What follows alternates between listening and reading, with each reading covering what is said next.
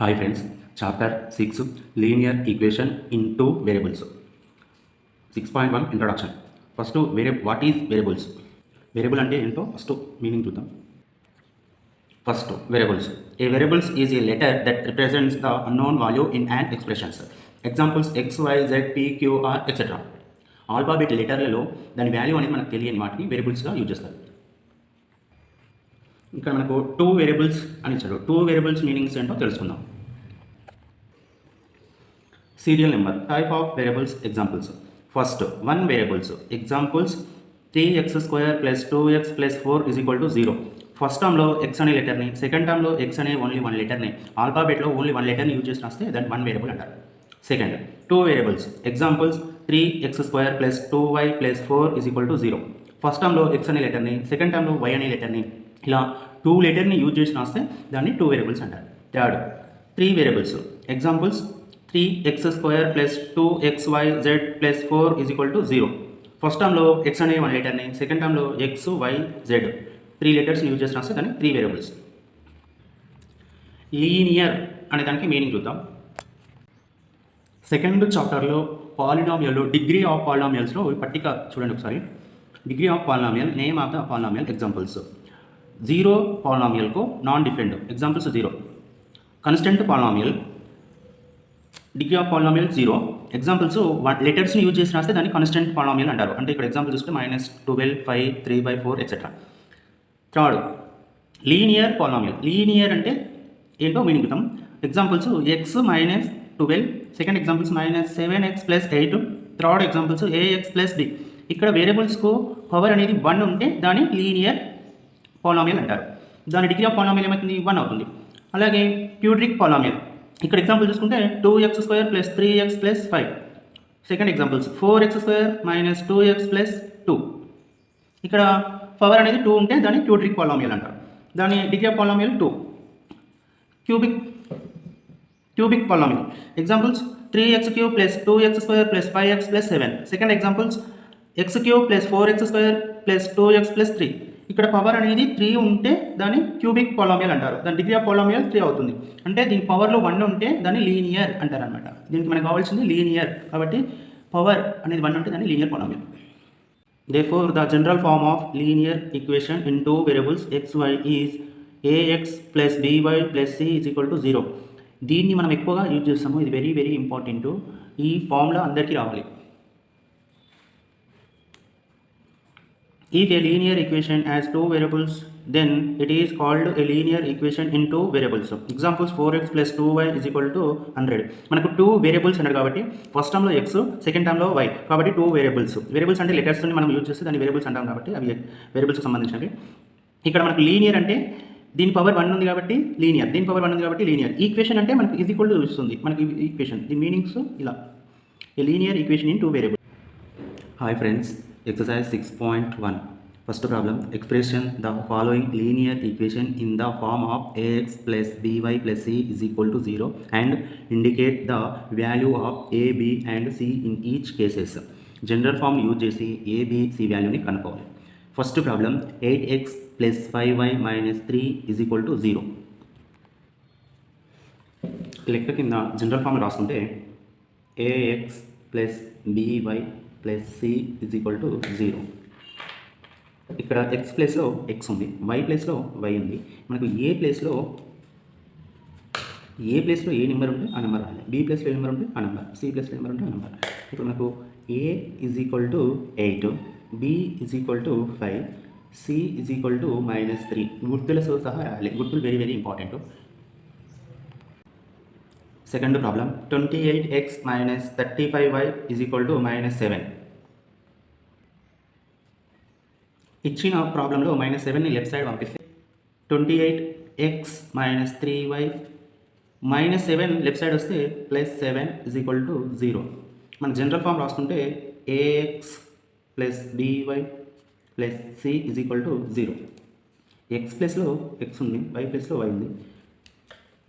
a = 28, b -3, c = 7. Third problem 93x is equal to 12 minus 15y. 12 minus 15yని left side రాస్తే 93x 12 left side వస్తే minus first 12 కన్నా 15 రాయాలి. ఎందుకంటే మనకు ఇక్కడ మనం జనరల్ ఫామ్ తీసుకుంటే x తర్వాత y తర్వాత కాన్సోనెంట్ నెంబర్ ఉంటుంది. కాబట్టి మనము ఫస్ట్ మైనస్ 15yని ఫస్ట్ రాయాలి. Minus 15y is equal to equal పక్క వస్తే మైనస్ అనేది ప్లస్ అవుతుంది. ఇక్కడ 12 అనేది ఇప్పుడు ప్లస్ ఉన్నట్టు లెఫ్ట్ సైడ్ వస్తే మైనస్ 12 అవుతుంది ఈక్వల్ టు 0. మనం జనరల్ ఫామ్ రాసుకుంటే ax plus by plus c is equal to 0. మనం జనరల్ ఫామ్కి అనుగుణంగా రాసుకోవాలి. మనకు a అంటే 93, b అంటే ఇక్కడ 15, c అంటే మైనస్ 12.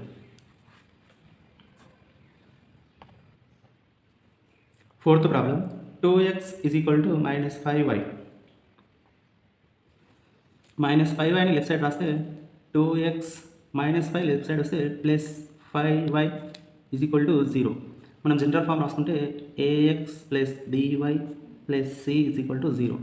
మనకు x వాల్యూ x ఇచ్చాడు, y ఇచ్చాడు, c అనే వాల్యూ ఇవ్వలేదు. కాబట్టి a is equal to 2, b is equal to 5, c is equal to 0 అని రాయాలి.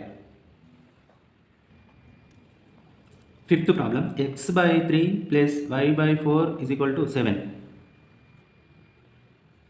7ని లెఫ్ట్ సైడ్ రాస్తే x by 3ని 1 by 3xగా రాయొచ్చు. ఇక్కడ నామినేటర్లు ఏం లేకపోతే 1 ఉన్నట్టు 1 by 3 రాయొచ్చు. మళ్ళీ 1 into x మల్టిపుల్ చేస్తే x by 3 వస్తుంది. ప్లస్ 1 by 4y 7 అనేది ప్లస్ ఉంది కాబట్టి లెఫ్ట్ సైడ్ వస్తే minus 7 is equal to 0. General form రాసుకుంటే ax plus by plus c is equal to 0. x ప్లస్లో x వచ్చింది, y ప్లస్లో y వచ్చింది, అంటే మనం రాసుకున్నది correct. a is equal to 1 by 3, b is equal to 1 by 4, c is equal to minus 7. గుర్తులతో సహా రాయాలి. మైనస్ ఉంటే మైనస్, ప్లస్ ఉంటే ప్లస్. ఇక్కడ ప్లస్ లేకుండా ప్లస్ ఉన్నట్టు, ఇక్కడ మైనస్ ఉంటే కంపల్సరీ మైనస్ జోడించాలి. Very very important. Sixth problem y is equal to minus 3 by 2x. Minus 3 by 2xని లెఫ్ట్ సైడ్ రాస్తే plus 3 by 2x plus y is equal to 0. మనకి x అనేది ముందు ఉండాలి, y అనేది తర్వాత ఉండాలి. కాబట్టి సీక్వెన్స్గా రాసుకోవాలి. ఫస్ట్ మనకు జనరల్ ఫామ్ రాసుకుంటే ax plus by plus c is equal to 0. x ప్లస్లో x వస్తే మనం కరెక్ట్ రాసినట్టు, y ప్లస్లో y రావాలి.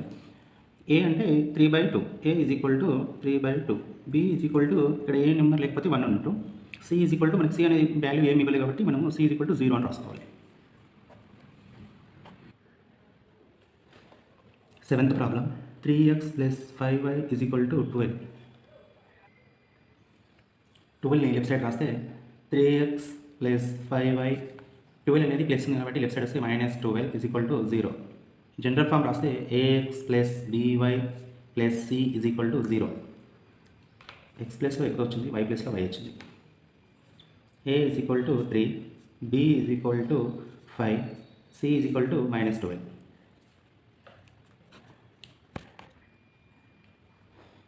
Second problem, write each of the following in the form of ax plus by plus c is equal to 0 and find the value a, b and c వాల్యూని కనుక్కోవాలి. General form use చేసి a, b, c వాల్యూని కనుక్కోవాలి. First problem 1 2x is equal to 5. 5 value left side రాస్తే 2x plus ఉంది కాబట్టి minus 5 is equal to 0.